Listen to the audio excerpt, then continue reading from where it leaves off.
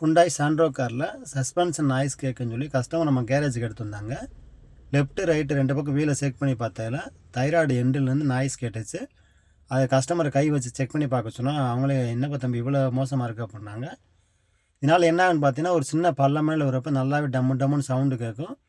Suppose இப்படியே கவனிக்காமல் விட்டுனாலும் அந்த அந்த எண்டில் உள்ள பால் தேய்மானம் ஆக ஆக அது மேலே உள்ள மண்டை மட்டும் பிடுங்கி வண்டி பிரேட்டவுன் ஆகிறதுக்கு அதிக வாய்ப்பு இருக்குது. பிரேட்டவுன் ஆச்சுன்னா வண்டியை நம்ம கட்டியில் தூர கொண்டு வர முடியாது. ஏன்னா ரெக்கவரி பண்ணி தான் கொண்டு வர முடியும் இருக்கும். ஏன்னா வீலில் ஒன் சைடு ஒதுங்கினாலும் நம்ம டோக் பண்ணிட்டு வரும்போது அந்த வீல் ஒன் சைடு ஒதுங்கும்.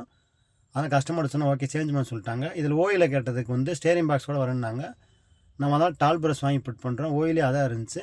பழசுக்கும் புதுசுக்கும் பார்த்தீங்கன்னா ரொம்ப வித்தியாசம் இருந்துச்சு. நெத்தி சேர்க்காச்சு. ஆனால் எண்டில் பார்த்தீங்கன்னா புதுசில் பார்த்தீங்கன்னா ஒரு போட்டு கூட சேர்க்க ஆகலை.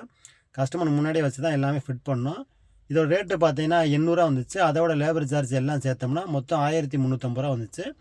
அதே மாதிரி அந்த அலைன்மெண்ட் பார்க்குற நட்டு பார்த்தீங்கன்னா கம்பல்சரி வந்து நல்லா ஃப்ரீ பண்ணி விடணும். ஏன்னா அலைன்மெண்ட் பார்க்குறப்போ வந்து அதில் தான் வந்து ரீடிங் எல்லாமே செட் பண்ணுவாங்க. அதனால் அது நல்லா ஜாம் ஆகிருந்துச்சு. அதனால் அதை கழட்டிட்டு நல்லா கிரீஸ் வச்சுட்டு நல்லா புது நட்டை எடுத்து போட்டுவிட்டு நல்லா ஃபிட் பண்ணி விட்டோம். ஃபிட் பண்ணிவிட்டு மறுபடியும் வீலை மாட்டிட்டு செக் பண்ணி பார்த்தோம். ஒரு போட்டு சேர்க்கல.